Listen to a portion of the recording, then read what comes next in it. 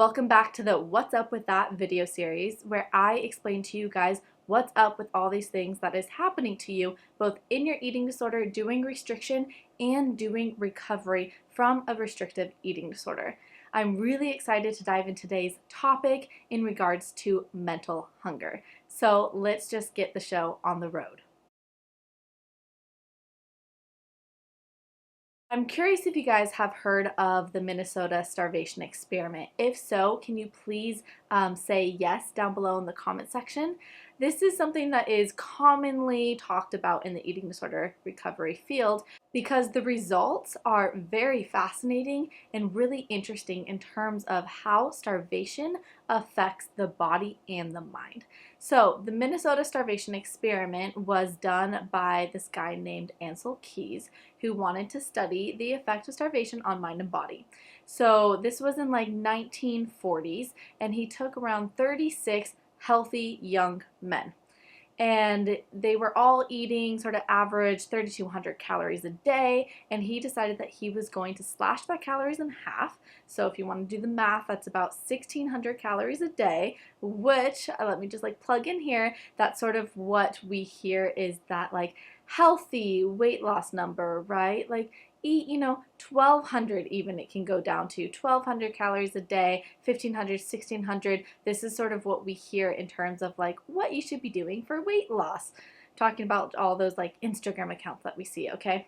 So this is going to be really interesting when we see what the effects are of these young men eating a 1,600 calorie diet. But anyways, so these men were on a 3,200 calorie diet for about 12 weeks, and then they entered the starvation part of the experiment, where for 12 weeks they ate those 1,600 calories. And the results were quite alarming as to what happened to these men. Now I want to hone into one specific thing that they found in this research. They found that these men became preoccupied and obsessed with food. So I'm going to quote from an article that I read in regards to the starvation experiment. It said, "For the volunteers, the days began to revolve around mealtimes. The men dreamed about food. They fantasized about high-calorie, high-fat food items they couldn't access. They spent much of their time talking about food, recipes, agriculture. They became agitated if the timing of the meal schedule was changed or if a meal was delayed. Some of the men reported experiencing pleasure just by watching others eat or smelling food." I did some more research to find out some other notes in regards to what happened to these men. The obsession with food was so big that some of them became chefs. They loved going to the library and getting all these cookbooks. They loved watching cooking shows. They loved, everything to do with food. They were just so mentally preoccupied and obsessed with it. Now, this is so fascinating. Keep in mind that these are healthy young men. In the 1940s, too. So men were, it wasn't the status quo to have a lot of men in the kitchen or cooking or doing any of that stuff in regards to food. So you have 36 men, healthy young men, who slashed their calories to 1,600 and all of a sudden become obsessed with food. Fascinating, right? Like so fascinating. So this is what we are going to talk about today. Why on earth do you have this obsession with food? So first off, let's just start off by saying we are humans. As humans, we eat. As humans who converse with other humans, we talk about food. We enjoy food with others. We sit down and commune with others. We go out to restaurants with people. We talk about food. That's not the issue here. I'm not saying talking or thinking about food is bad. Of course, naturally, people talk and think about food. But the obsessive thoughts, the incessant thinking about what you're going to have for breakfast, lunch, and dinner, and as it said sort of in that little paragraph there, if your meal times are changed, you're super upset. If someone all this sudden, changes what you're going to eat on you, you're going to be really like, oh my gosh, what's happening? Become very hostile, become very agitated. You may be following blog after blog after blog that's all about food and recipes and diets and all of that. You're buying the cookbooks, you're creating the Pinterest boards. Every single conversation somehow like has food in it. Like, hey, how are you? Oh, good, just had lunch. Hey, like, do you want to go do this? Oh yeah, sure. I'm going to eat this for dinner too. It's like, what? okay, cool. I didn't ask you about what you're eating for dinner. I asked you if you wanted to go to the beach. Like, but the person who is in this starved state is going to continually bring up food, and there's a reason why. And I think you guys already know what I'm going to say, and you know the reason why. It's because you are starved. You are starved. You are so hungry, even if you don't feel like it, because in a restrictive state, your body is going to shut down a lot of those hunger signals, especially when you're in energy debt. It's really pricey for the body to produce a hunger signal. And after a while, especially after you're not listening to it, your body doesn't want to spend that energy physically telling you that you're hungry. So what it does instead, smartly what it does instead, is it makes you think about food all the time. And this mental hunger, this constantly thinking about food, is your body's way of saying, I am freaking hungry. So I know that you don't have these hunger signals. I know that your appetite may be really low and you're like, I'm not hungry. I'm not hungry at all. I can like subside on just, eating my kale salad all day, every day. I don't buy that as not being hungry. I see that as you being in energy debt and having suppressed hunger signals. And if I ask those people who are eating the kale salads all day, like, okay, what do you like to think about? Are you thinking about food? Do you plan out your meals? Do you walk through grocery stores even though you don't even have your wallet on you? Like, you're not going to go buy food and you're walking through every single aisle. Like, are you doing these things? Like, oh yeah, I like love following this blog. I love doing that. I love talking about this. I always am, discussing new things, how to make food better and all that. I'm like, okay, so you have a lot of mental hunger, which is your body trying to say, hey, please feed me. I want to talk about some other things about sort of what's going on here in regards to mental hunger. Disordered eating is linked to a reduced ability to cope with stressful situations, as well as an increased incidence of suicidal thoughts and behaviors. Research has found that starvation has widespread and profound effects on mood and cognitive functioning. Severely restricting the amount of food eaten can be a very dangerous practice. When starved of food, the body responds by reducing the rate at which it burns energy, the metabolic rate. The human brain operates at a very high metabolic rate, using a substantial portion of the body's total energy and nutrient intake. Without proper nutrition to fuel our brain transmission and function, our brain is left vulnerable. Another article shared, we know that brain activity is affected by even modest dieting. When a person is malnourished, their brain is not adequately fueled. They struggle to make decisions, solve problems, and regulate their emotions. Restricted eating, malnourishment, and excessive weight loss can lead to changes in our brain chemistry, resulting in increased symptoms of depression and anxiety. This is quite crazy and shocking and alarming. Just seeing and reading and researching about the effect of the brain on someone who is restricting their food. So it talked a lot about how the brain uses a lot of energy. It works at a very high metabolic rate. And when there is not enough energy in the body, aka food, because that's where we get our energy, if there's not enough food in the body, our brain is not going to be getting the fuel that it needs to properly function.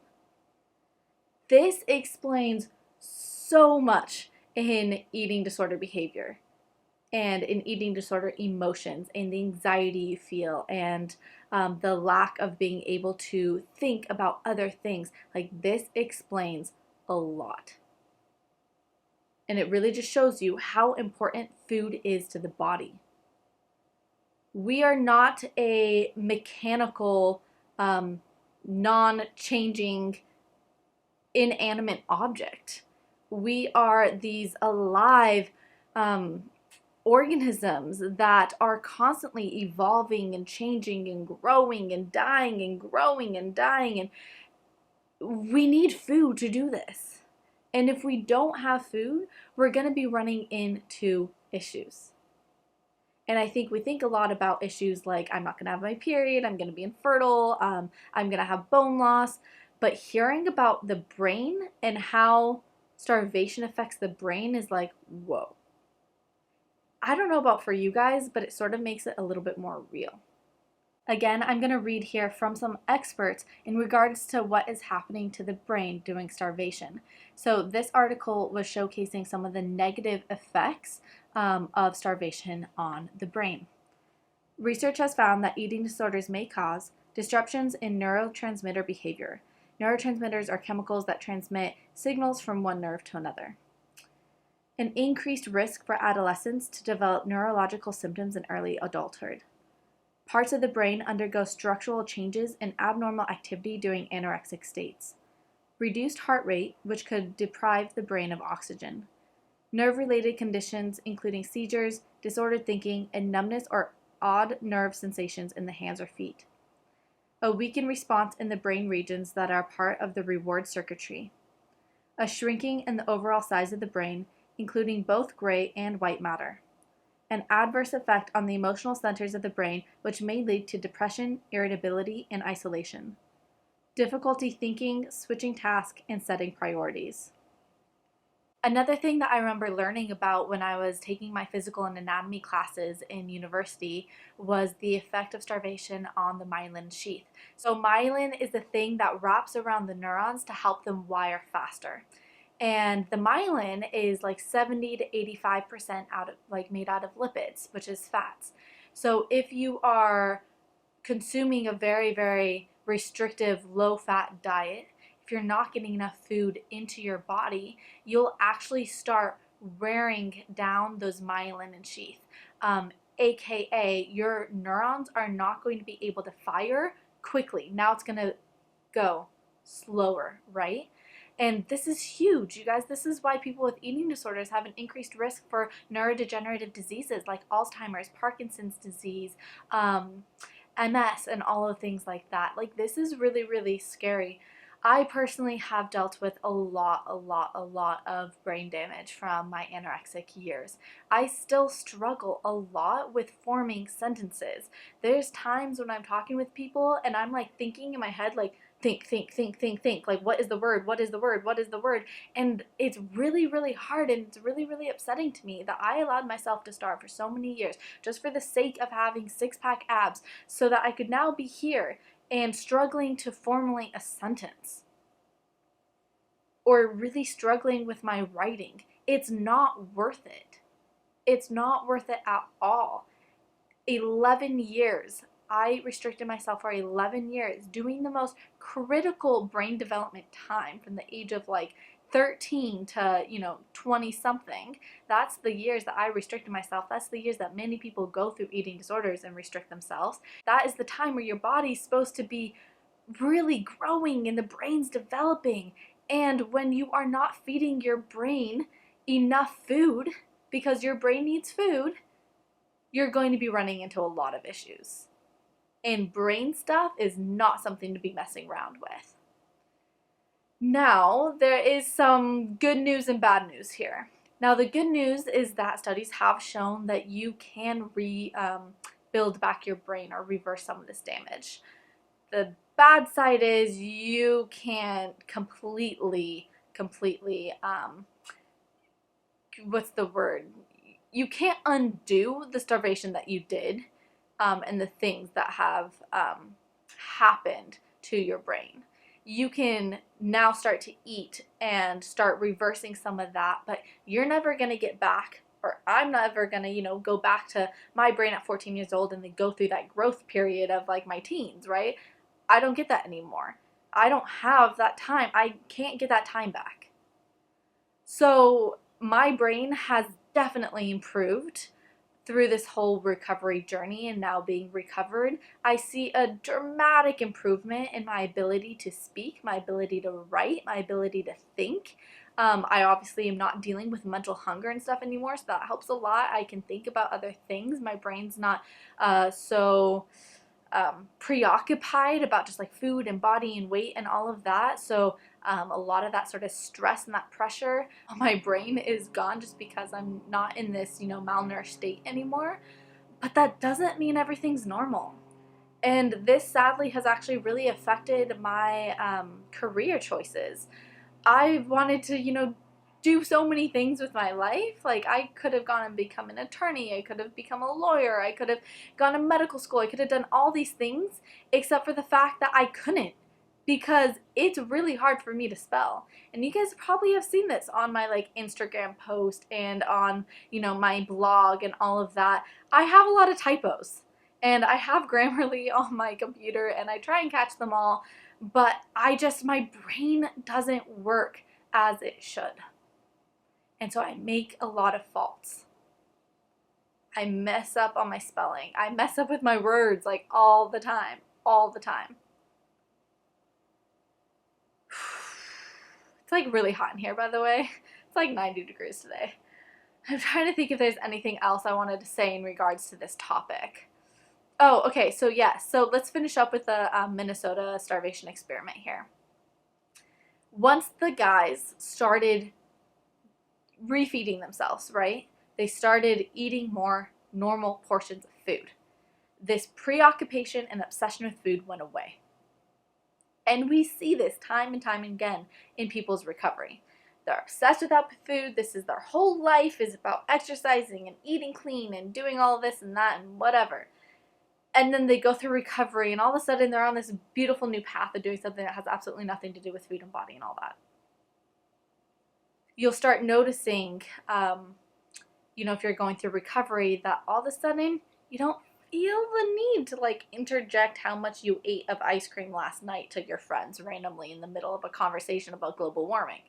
This is one of the coolest parts about recovery, is that you get your brain back, and a lot of this like anxiety and depression and things like that that can co-occur with the eating disorder, and a lot of it is due to the eating disorder because you're in this malnourished state. It's cool to see that go away. It's cool to not be an anxious wreck all the time. And now I'm not saying that everyone's anxiety and depression is just going to magically go away because they start eating again. We all have our own journey. I'm not a, you know, neurologist. I'm not a psychiatrist. I don't have a specialty in the brain. I'm merely just sharing information that I have learned here in regards to the brain and starvation. But I do know, just from talking with so many others who have been going through this, you know, experience, having had an eating disorder and then are now recovered, their depression, their anxiety has completely transformed and changed. Some people still struggle with it, and they're still, you know, they're getting the appropriate therapy and everything for it, and that's great, and I love that. But understand that no amount of therapy will help you deal with this anxiety and depression that is nutritionally based, if that makes sense. So yes, work on it with a therapist, but you can't just focus on the mental aspect of recovery. You have to focus on the physical too. Eating disorders are complicated because there's two things going on, right? You have the mental stuff, it's a mental disorder, but you also have the physical stuff. And the physical stuff, a lot of that is driving a lot of the mental stuff. So we need to focus on fixing the mental stuff, eating on a regular basis. I freaking hate that word, regularly. Eating on a regular basis, eating consistently, eating enough foods, a variety of foods, getting your body to a healthy weight, getting your hormones back in check, like all those things are going to lay the foundation for a body that can start creating the proper neurotransmitters to help you reduce this anxiety. Cool, huh? Really, really cool. So if you guys haven't heard, we have two brains, right? We have our head brain, and then we have the brain in the belly, the brain in the gut. And it is found that a lot of our neurotransmitters are actually created in our gut and then passed up to the brain, rather than the brain creating all the neurotransmitters like we think of, right? So the serotonin, the dopamine, the norepinephrine, like all of those neurotransmitters, they're actually created in the gut. So when you are malnourished and you are really restricting your food intake, number one thing that happens is a disrupted gut microbiome. We need a variety of foods. We need enough food to have a flourishing, healthy gut microbiome. So if you aren't eating enough, your microbiome is compromised, we'll say. You're not going to be making all of those transmitters, those neurotransmitters, and you're not going to be making enough of them and in the right balance. So that's where a lot of these mood things can happen, right? So it's really, really, really, really, really critical to get your digestive system back up and going to help with the brain as well. Again, we have to focus on the physical while we work on the mental side of things. Fixing digestion is such a key part of that. Fixing digestion then goes into the conversation of fixing energy debt, because while you're in energy debt, your digestion is going to be crap. And I have a video on that. That was the second video of this What's Up With That series. And we were talking about constipation, bloating, gas, all of that, and how energy debt or restriction really, really, really affects our digestion, our ability to assimilate food, our ability to quickly assimilate that food. So that's a really important one to go ahead and listen to, especially if you're dealing with digestive issues. So I hope that this was helpful for you guys. This was just sort of a quick overview to help you guys just understand that there are physical things happening to your brain and the structure of your brain and your ability to fire neurons and the neurotransmitters that are created. Like, there are things that are happening doing this restrictive state. And so it's imperative, if we want to have good brain health, which is super, super important. You guys, our nervous system's all connected into here, okay? So this is not something to take lightly. If you want to start rebuilding back your brain, we have to start consuming enough calories, because again, brain works on the calories, right? It needs energy. It takes up a lot of that energy. One last thing here, but have you guys ever been in university or high school, whatever, and you're studying for a test and you're studying all day, and you just seem to be ravenously hungry, even though you've been sitting down all day? I know I used to experience this all the time. I'd be like, what the heck? The days where I wake up, I exercise, I'm moving around, I'm not that hungry. But then the days where I'm at school, I'm starved all day. That's because you're using your brain. You get out of a long test, hour-long test, and you've been thinking the whole time you want a snack because you are hungry. Because that test took a lot of energy from your body. So your brain is literally burning that energy, and it's I need more, I need more, I need more. You need to do the work to feed your body so that your brain can get that energy. As I said, I'm not a specialist at all in this area, but if you have any questions, please leave them down below, and I'll do my best to help guide you to the resources you need to help you understand what's going on with your brain. But that is it for now. Please like this video. Please subscribe to my channel. Click the little bell button so you get notified every time I come out with a new video. I'm going to create at least 5, maybe even 10 more videos in this What's Up With That series. So I hope that this is really fun for you guys. Let me know if you like this sort of video series type of thing. Give me suggestions for other video series. I do want to say that I am planning on doing more how to make, bone broth, and how to eat bone marrow, and how I like to cook, steak and things like that. I've been talking a lot about my journey of leaving veganism and incorporating these really nourishing, nutrient-dense foods into my diet, which that plays such a huge role in your mental health. Having enough cholesterol, having enough saturated fat, we really need that for optimal brain function. So I do want to be sharing with you guys some recipes and just showing you guys the quick, healthy, easy meals that I am putting together to has helped me really nutritionally rehabilitate my body. So that's to be continued. I will definitely get working on all of that stuff and compiling all those recipes for you guys. But yeah, that's it for today. So have a good one, guys.